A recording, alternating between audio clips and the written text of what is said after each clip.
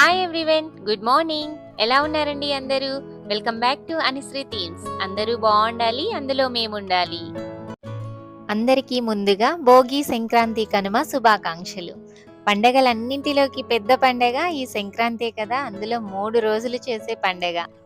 ఏ పండగకైనా కలుస్తారో లేదో తెలియదు కానీ ఈ పండుగకైతే మాత్రం ఎక్కడెక్కడ ఉన్న వాళ్ళందరూ వాళ్ళ నేటివ్ ప్లేసెస్కి వెళ్ళి బాగా ఎంజాయ్ చేస్తారు కదా. కానీ మాకు అవకాశం లేదు కాబట్టి ఇక్కడే బాగా జరుపుకుందాం. ఈ రోజు భోగి పండుగ, సో అందుకనే బేబీకి భోగి పళ్ళు పోద్దామని రెడీ చేసేస్తున్నాను. సో తనకి తెలిసిన తర్వాత ఇది ఫస్ట్ పండుగ అని చెప్పొచ్చు. లాస్ట్ ఇయర్ తను చిన్న బేబీ, సో తనకి ఏమి భోగి పళ్ళు పోయలేదు. ఈ సంవత్సరం అయితే ఆ సెలబ్రేషన్స్ చేద్దాము అనుకున్నాను. అందుకని బేబీ రెడీ అయిపోయింది. Mother and daughter, father and son matching అంటూ రెడీ అయిపోయారు.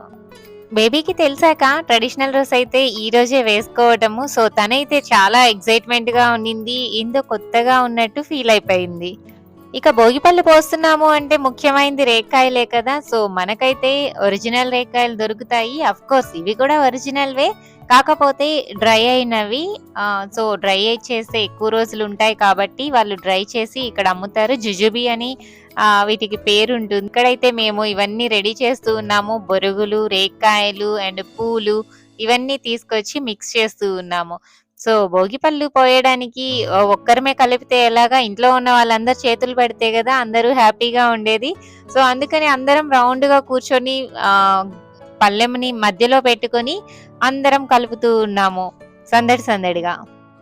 డెకరేషన్ అయితే చాలా సింపుల్ గా చేసేసాను. ఈ బేబీతో అస్సలు కుదరనే లేదు డెకరేషన్ చేయడానికి. ఏదైనా అన్ని వచ్చి లాగేస్తూ ఉంది. వీటిని కూడా పెట్టినప్పటి నుంచి లాగడానికి ట్రై చేస్తూ ఉండింది. అలా అన్ని ఐటమ్స్ ఒకసారి కలిపేసాము. సో అంతా పూలు అవన్నీ చూసేసరికి 10 years బ్యాక్ వెళ్ళి సరదాగా ఒక ఆట ఆడినట్టు ఉండింది. ఇక్కడ భోగిపళ్ళు అవి పోయడానికి ఎక్కువ మందిని ఎవరిని పిలవలేదు. ఇక పిలిచినప్పటి నుంచి బేబీతో వాళ్ళకి మర్యాద చేయడానికి కానీ అంతా కష్టమని మా ఇంట్లో వరకే సెలబ్రేట్ చేసుకున్నాము. సో అందరము ఉండి చేసుకుంటే మనమైనా సరిపోతాం కదా. ఈ భోగిపళ్ళు స్టార్ట్ చేసింది అయితే 8:30 అయింది నైట్ టైము. సో అందరూ ఆఫీసులకి వెళ్ళి వచ్చేసరికి ఆ టైం అయిపోయింది. అప్పటికి బేబీ మేల్కొనే ఉంది. సో బాగానే పోపించుకుంది. తనకైతే చాలా కొత్తగా ఉన్నింది. ఏందో నా మీద పోసేస్తున్నారు, ఏం తెచ్చి పోసేస్తున్నారు అని, ఎక్కడ దెబ్బ తగులుతుందో అని చాలా కంగారు పడి పైకి తలెత్తి చూస్తూనే ఉంది. తను ఏమీ అల్లరి చేయకుండా బాగానే పోపించుకుంది. ఇంకా ఇలాంటి సరదాగా జరిగేటప్పుడు ఇంట్లో వాళ్ళందరూ ఉంటే చాలా బాగుంటుంది కదా. సో ఒక్కసారి అందరూ గుర్తొచ్చారు. కానీ కుదరదు కదా. బేబీకి పోసేసరికి మావాడు కూడా నాకు పోయండి, నాకు పోయకపోతే ఎలాగా అన్నారు. తను సపరేట్ గా పోపించుకున్నాడు. అలా భోగి పళ్ళు పోయటం చాలా బాగా జరిగింది. సో పండగ రోజు అయితే పూజ చేయడానికి బంతి పూల కోసం వెళ్తే అవి 10 పూలు $10 ఉన్నాయి. దట్ మీన్స్ $1 ఒక బంతి పువ్వు వచ్చింది. అమ్మో అనిపించింది. ఒక్క బంతి పువ్వు $80 పెట్టి కొన్నామా అని. హ్యాపీ పొంగల్ అంటే పొంగల్ కంపల్సరీ కదా. పొంగల్ చేయటము ముఖ్యం కాబట్టి నేను ఆ రోజు పొంగల్ చేసేసాను. సో పొంగల్ చేసేటప్పటికే ఈవినింగ్ లేట్ అయిపోయింది. అందరూ ఆఫీస్ నుంచి వచ్చి అంతా రెడీ అయ్యి చేసేసరికి 8:30 దాటిపోయింది. ఆ టైంలో పూజ చేశాను. కానీ ఎంత లేట్ అయినా కానీ అందరూ ఉండి చేసుకుంటేనే కదా పూజ బాగుండేది. సో కానీ మన ఇండియాలో అయితే పండగ అంటే అందరికీ హాలిడేస్ ఉంటాయి. ఇంట్లో సరదాగా మార్నింగ్ నుంచి ఈవినింగ్ వరకు చక్కగా చేసుకోవచ్చు. కానీ ఇక్కడ ఏంటంటే ఏదో లోటుగా ఉంటుంది వీక్ డేస్ లో పండగలు వస్తే మాత్రము. కానీ అంత సాటిస్ఫాక్షన్ ఉండదు పండగలప్పుడైతే, దూరంగా అబ్రాడ్స్ లో ఉన్నప్పుడు. కానీ తప్పదు కదా, ఉద్యోగ రీత్యా ఊరిని మిస్ అవుతున్నాం, మన వాళ్ళందరినీ మిస్ అవుతున్నాము అనిపిస్తూ ఉన్నింది. ఆ పండగ వైబ్స్ మన ఇంట్లో కూడా రావాలి అని పొద్దున్నే ఆ సిచ్యువేషనల్ సాంగ్స్ అన్ని పెట్టేసుకుంటే చాలా ప్రశాంతంగా ఉన్నింది. పండగ మన ఇంట్లో కూడా ఇండియా లాగే అనిపించింది.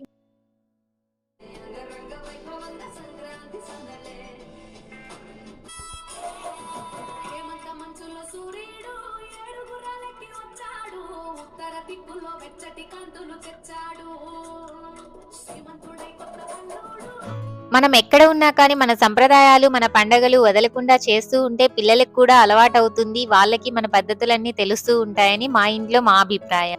అందుకనే తప్పనిసరిగా పండగలు చేస్తూనే ఉంటాము. సో అందులో ఇతర దేశాల్లో ఉన్నప్పుడు మన పద్ధతులు కంపల్సరీగా వాళ్ళకి రావాలి, మన పద్ధతులు తెలియాలి కాబట్టి అది వదలకుండా చేయాలి.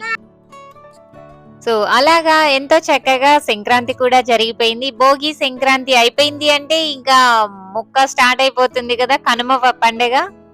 అది కూడా ఎందుకు మిస్ చేయాలి అని వీక్ డేస్ అయినా కానీ సో చికెన్ నాటుకోడి అయితే తీసుకొని వచ్చాము. సో దాన్ని నాటుకోడి పులుసు చేసి దోస చేసేసాను అండ్ రసం కూడా పెట్టాను రైస్ లోకి.